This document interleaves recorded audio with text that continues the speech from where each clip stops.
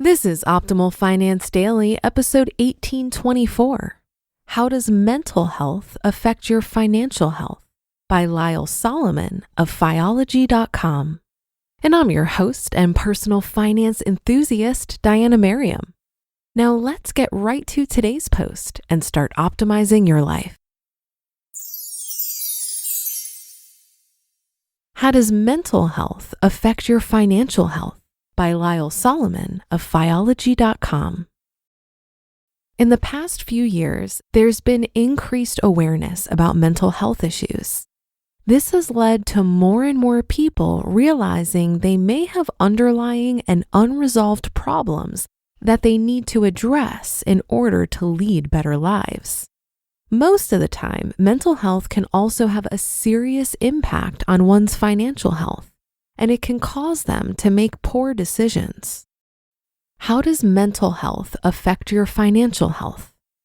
You might not know it, but there's a significant relationship between your mental and financial health. Both of them can have an adverse impact on the other. By improving one's mental health, you can also greatly improve your financial health. 6 ways poor mental health can affect your financial health. Your psychological well-being is like a scale. On one side, you have mental health, whereas on the other side, there's mental illness. The scale tips from one end to another, or somewhere in the middle, due to several circumstances in your life. Moreover, much depends on your physical health, quality of sleep, nutrition, activity level, stress, and other factors. If the scale tips towards the mental illness side for too long, you're at risk of developing financial problems as well. Let's have a look at 6 specific ways poor mental health can be the cause of your poor financial health. Number 1, you start losing control. When you're dealing with disturbed mental health, it feels that life is spiraling out of control, and you can't do anything to get it back on track. During this time, you aren't sure about the future as well, and you stop paying attention to how you're spending your money. Therefore, you start spending mindlessly, and at such a time, saving money is the least of your worries. Number 2, you start avoiding problems. Another thing people with poor mental health often do, they start putting off important tasks and things that need their immediate attention. Crucial daily tasks like paying the bills, managing mortgage payments, and paying your credit card bill can also be difficult for you. As a result, you're bound to get extra charges, and interest on your bill payments and your credit card debt may also start rising. When you finally get your bearings, you might turn to desperate measures like credit card consolidation and asking for extensions on your installment payments. Number 3, you start spending for temporary relief. When you're mentally stressed, you tend to look for temporary relief in other things, even if they're harmful for you in the long run.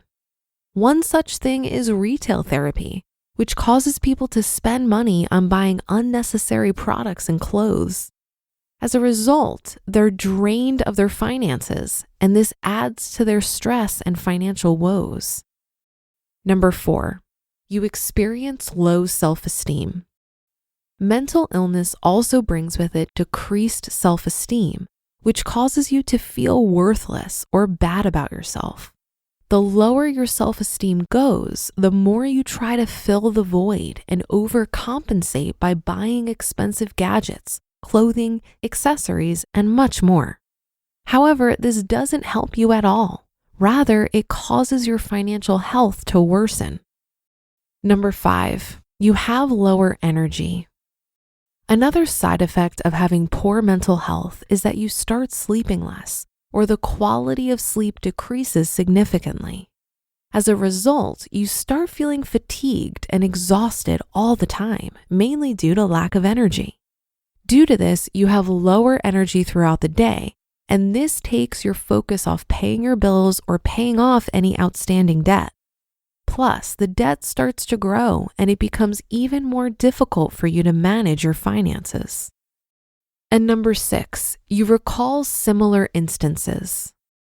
If you have faced mental health problems earlier in your life, your current state will cause you to reminisce about all of them. When you start thinking about the times in your life when you were at your lowest, you start feeling worse than before. Most people try to cover up the wounds from their past by spending more on the future. For instance, if you were neglected as a child or bullied because of your looks, you might dish out a lot of money on expensive clothes, makeup, treatments, and much more. If you don't have the money for all these things, you might even go to the extent of maxing out your credit cards or taking out a loan just to pay for everything, and this can haunt you in the future. 5 mental steps to improve financial wellness. While poor mental health can lead to financial stress, there are some steps you can take to refocus your financial mindset by practicing mindfulness. Here's a look at 5 mental steps that you can take to put your financial life on the right track. Number 1, make an honest assessment of your financial situation. Many people who have financial problems will resist looking at how much they owe. However, if you want to get yourself on the right track, then you have to make an honest assessment of your situation. Spend an afternoon sitting down and assessing all of your bills. Number 2, create a budget. Creating a budget is much like creating a diet and exercise regimen to get yourself in shape. You can use free apps such as Mint, Pocket Guard, and Personal Capital to help you create a budget. This will help you avoid spending more than you make each month. It can also help you create a plan to pay off your debt. Number 3, resist emotional spending. Many people end up breaking their budget due to impulse spending. Therefore, you should put a 24-hour moratorium on any unplanned spending. Ask yourself if you really need this product or service, and will it adversely affect your budget? Number 4, avoid comparing yourself financially to others. Numerous studies have shown that social media exposure has a net negative effect on mental health. When we see someone on vacation or living their best life, we can become tempted to spend money to emulate that lifestyle. Don't try to live your life to someone else's standards. This can hurt your mental health no matter how much money you make. And number 5, set financial goals. Instead of focusing on any money problems, focus on solutions instead. For instance, start planning for retirement, the purchase of a home, or perhaps a new stream of investment income. This type of focus will allow you to make better financial decisions and put your mental health in a state of control rather than helplessness. Good mental health is good financial health. As you can see, keeping your mental health in check isn't important just for your well-being, but it also has a major impact on your financial health.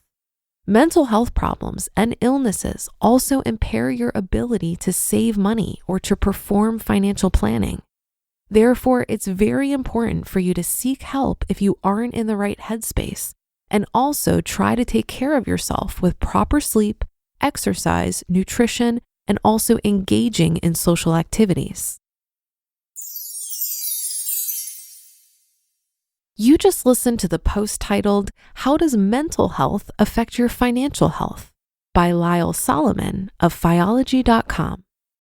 This article hit home for me because I know all too well the challenges of navigating finances when my mental health isn't good. In a depressive state, I'm pretty desperate to self-soothe, and I have trouble finding the energy for many of my money-saving habits. I notice that I'll order takeout more because I can't find the energy to cook. I spend more money on convenience, and I waste my dollars on things like alcohol and junk food, which tend to just exacerbate the problem.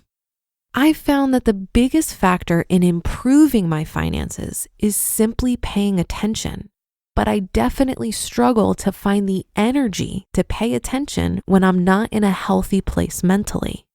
Mental health is a tricky issue. There is no one solution that's going to work for all of us. And while I think Lyle's suggestions on how to navigate this might work for some, All I could think while reading this was that I would never be able to find the energy to evaluate my finances, budget, or create financial goals while I'm depressed. My depressive cycles are marked by a complete lack of perspective, as well as feelings of scarcity, which isn't really the best time to dig into my numbers. If you're like me, you've probably been battling your mental health for a long time, and it's likely you've noticed patterns. I hazard to guess that there are times when it's pretty bad and other times when it's relatively good.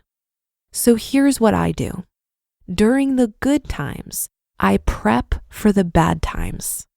I set up my bills and investments on autopay so I don't have to worry about overlooking something. I do my in-depth analysis of my spending and work on my budget while I'm clear-headed. I get my savings rate up as high as possible because I know it's going to drop when I'm in a depressive state. And I spend money on preventative measures like therapy, massage, and educating myself on the various tools and approaches to improving my mental health. I've come to realize that dips in my mental health are inevitable, but I've found comfort in knowing that I've set up my finances so that I can more easily navigate them. That should do it for another edition of Optimal Finance Daily. I'll be back tomorrow as usual, so I'll see you there on the Wednesday show where your optimal life awaits.